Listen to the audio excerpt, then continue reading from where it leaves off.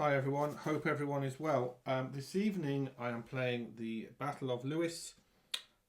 This is part of the Men of Iron Norman Conquests game. It's set in Sussex, in England, 14th of May 1264.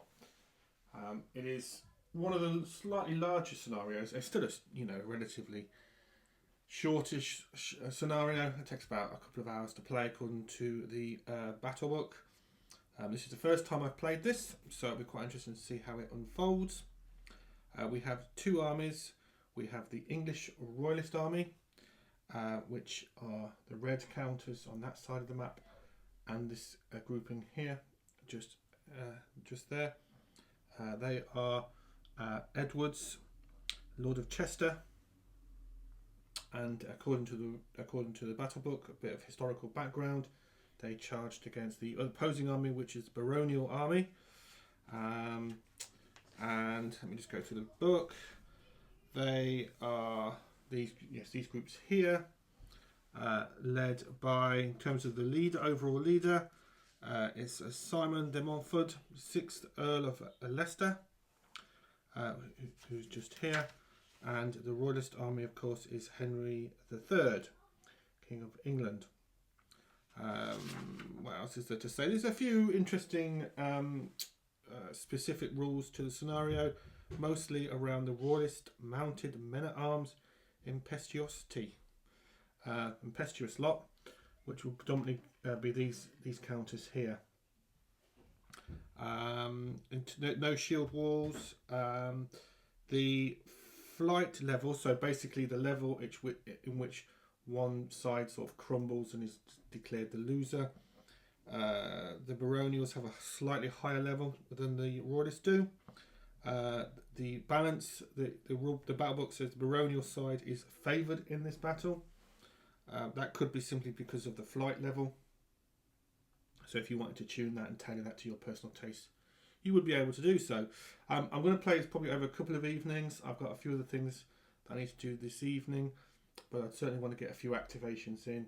And what I'll do, as always, is I will do some activations and then to camera explain what's happening in the battle and anything specific to any of the game mechanics. I am playing the game solo. I've played all the scenarios in this game solo. It solos really well, actually. So, with no further ado, we'll make a start. I'm not sure who goes first, actually. Oh, the Royalist. Yes, I remember now.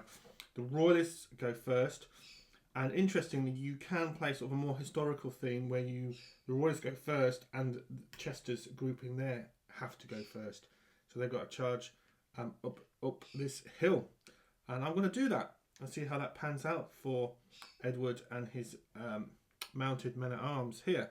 And see if they can get the same result that they got in history. We'll see. One of the things in history from reading the battle book earlier with a cup of tea was that they chased off these baronial troops here off the map. It's not the first time in English history where that's happened. Within England itself, it also happened different times. I can recall in the English Civil War, the same thing happening. The cavalry, the horse getting a little bit out of control and chasing off the enemy off the battlefield, which of course is no use to the overall commander once some of his cavalry have left the battlefield. But we'll see how this pans out in this game today. No further ado, make a start. So the battle off to quite a dramatic start. The Edward and his horse were their charge and attack was blunted very much so by the pike units of the baronial force here. And not only that, as a result of that, Richard from Gloucester managed to bring his units round and into a flanking attack.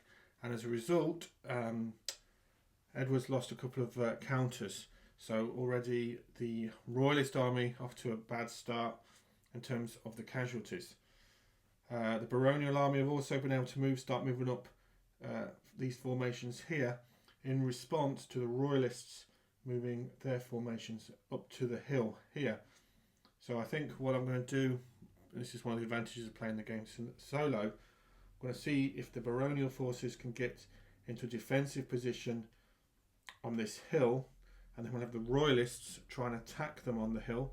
And depending on the outcome here, the Baronials will be have additional forces, or if the Royalists can just hold them in check here. We'll see.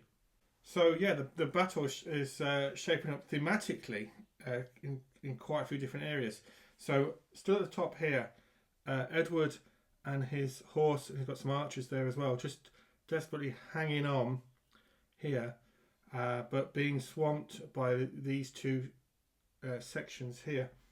And in the centre, Simon from Leicester has been able to move his troops up onto this hill in this position here, and then that is Sir Henry and his troops here on this side of the hill, which have been attacked from King Henry III and his troops here.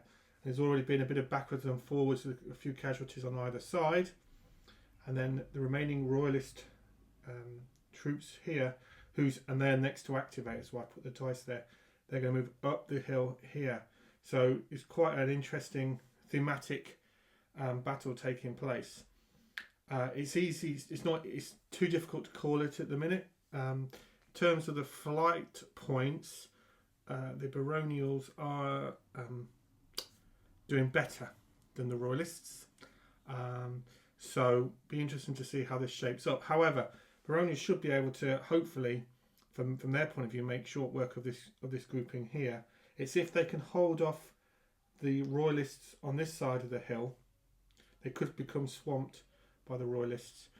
The idea is that the baronial forces will, once they've dealt with this enough, will disengage here and then move up through the hill. But that might be too late by that point. So it's quite a few decisions to be made in this battle, which is the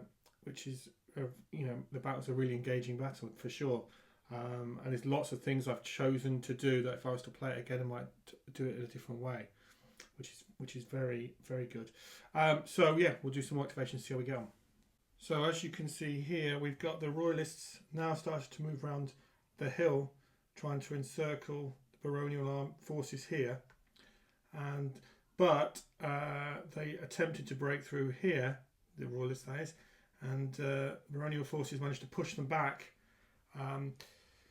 And it's very tempting for these units, this line here, to maybe push forward, which I may do.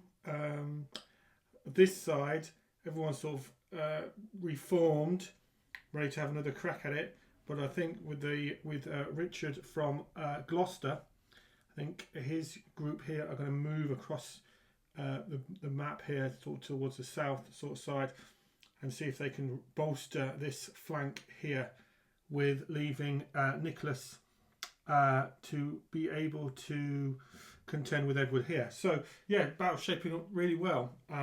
It's definitely because of the topography, because of the landscape, this hill, compared to some of the other scenarios in this game, which are often just flat fields. This is quite interesting. It's very thematic. You can imagine this hill and this fierce fighting over here and so forth. So yeah, it's a really good example of a great scenario in this game. I'm enjoying it very much. So yeah, we'll do a bit more. So as you can see now, the baronial forces have been able to disengage from this area here and moving across the map to engage with these royalist forces here, who have in turn really made short work of Sir Henry's forces here. So the baronial forces here have taken significant casualties, significant impact to their flight track, and the royalists have been able to move round, but they're going to soon encounter these baronial forces here.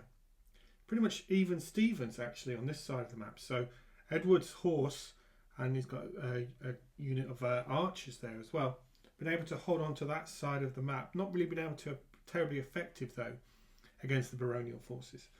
So it's pretty, in some ways, tactically, I would say it's even Stevens. Probably the advantage, to be honest, to the royalists. In terms of the flight numbers, which is a game mechanic to see which side sort of gets defeated, definitely the baronials are suffering more than the royalists at this moment, but not much between them. So it's quite a battle could go. You could sort of see how some good die rolls could or some good good choices as well. Of course, could have a serious impact on the midpoint of the battle at the moment. So back playing the game again. Just had a little break for a little while, and done some activations. Now, interestingly, on the very top of the map here, unfortunately, Edward has been killed. He's out of the game. When you take a casualty, so if you take a disordered or retired, etc., you roll the dice to see if the leader survives, and he didn't. He's dead. So he's got a replacement there. So the Royalist army will suffer a flight point. I just need to check how many points they lose for that. And also the baronial army, these forces here are making short work of any remaining counters there. So effectively for the Royalists, this top section here is done, it's completed. And it will give the baronial army a chance to move these units here, these counters here, and probably engage onto the flank of the Royalist here. The fighting between the two sides is very thick, obviously, in this section here, with backwards and forwards between the two sides. At one point, the baronials were making a bit of a push, but the Royalists were able to hold them back, and so forth and so forth. So this is still anyone's game, as we say, here, which is the main. And you can imagine them fighting over this hill, pushing up the hill, being pushed back down the hill, etc. in this fierce combat here. And mechanics lend themselves very well to that type of fighting. So even though there's quite a few counters here in this sort of really sort of focused, condensed area, from the rule set point of view, it handles it very, very well. In terms of the flight points, the Royalists are they're ahead in flight points, which basically means they're behind. So that's not good for them.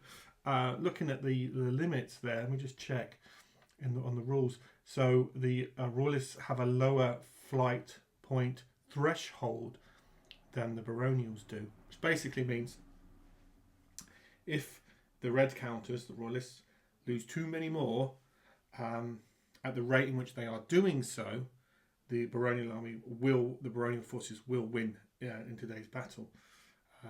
So we'll see how that works out. Now, in terms of next steps, so I think we're going to keep resolving these combats backwards and forwards here. I think baronials will try and just finish up the few remaining straggling units here, and then I'll move around and engage from that flank. The Royalists have an opportunity, and have done quite well, to be able to sort of move this flank round and maybe trap the baronial army. So it could still go in the Royalists' favour. We'll see. Now, interestingly, Edward and his knights, his horse here, have been removed from the game by Nicholas on the baronial side. Now, that actually means technically the Royalist side have met their flight point limit, which basically means the Royalist army is defeated at the end of the game. However, and this is one of those examples in wargaming where I'm deciding not to do that, even though technically that limit has been met. And the reason I'm going to continue playing is because I feel on this side of the battlefield, with this hill here, the Royalists actually have the upper hand. And I don't really, in my imagination of the narrative of the battle, I don't imagine King Henry retreating his army from this hill because of Edward's sort of folly, if you will, on that side of the hill over there. In fact, quite the opposite. King Henry has, again, because I'm playing this narratively, I'm playing this solo, King Henry has engaged with the, I can't read that counter, it's upside down, I think it's Montfort, and has defeated him in melee combat with his horse. So the baronial army have lost that leader there, and you just turn it over and use a replacement on the other side to continue play. So in this side of the battle, the Royalists have the upper hand. Technically, like I said, I should have called the game there, and that would be the game over, and it would be a victory to the baronial side. But because I'm playing the game solo, I'm interested to see how this hill battle takes place. I think the Royalists have the slightly upper hand, and like I said, I don't believe King Henry would have pulled his troops back at this point in the battle. So we're going to continue playing. And as you can see, the Royalists are pushing the baronial side back. And what I'll probably do is play a bunch more activations and just sort of see how this hill takes shape, and then call the game there. But I'll play for a little bit longer, I think. Yes, so we're going to call the game there with a baronial victory. The Royalists tried to break through here. King Henry leading the the main thrust of the attack, but Simon from Leicester managed to repel him, pushing back. Didn't have casualties inflicted, but again, the baronials came on this side of the hill and were able to inflict some casualties. So the flight path is definitely way more in favour of the baronials than it is the Royalists. The Royalists have already hit their mark, as I previously said. So we'll call the game there. I can imagine Henry seeing these extra baronial forces pushing up this side of the hill, hearing the battle cries and clash of fighting, etc. This side he did lose a couple of units, so I think he would be prepared to call it a day, as will I. A really enjoyable scenario. This hill was very thematic, and quite a few choices you have to make as a player. I can certainly see if I was to play it again, or the next time I play this battle, I might choose to do some different things. But extremely enjoyable wargaming couple of evenings. You could play this scenario, I think, in one evening, no problems. But I like to play at a very leisurely pace, and I have a few other things on at the same time, so I might just do a few activations and then have to leave the table and do something else and come back to it. And I enjoy playing war games in that sort of leisurely. It's one of the advantages of playing games like this solo. You can play it at your pace and the way you want to. I really enjoyed that scenario. It was probably one of the most enjoyable scenarios in the games of all the scenarios so far for me, and I've enjoyed them all. So looking forward to trying it again, trying some different things. I shall write up my own personal notes so that when I play the game again, I can refer back to those notes and see what I might do differently. And then I think the next scenario in the book, let's have a look. I think there's one more that I have yet to play, which is Evesham. So I shall look forward to that. Worcestershire, 4th of August, 1265. So yeah. But with no further ado, I shall pack this away. Thanks a lot for watching. I hope that was interesting. If you've played this scenario and you had a very different outcome, would love to hear your thoughts in the comments section as always. And thank you again. Take care.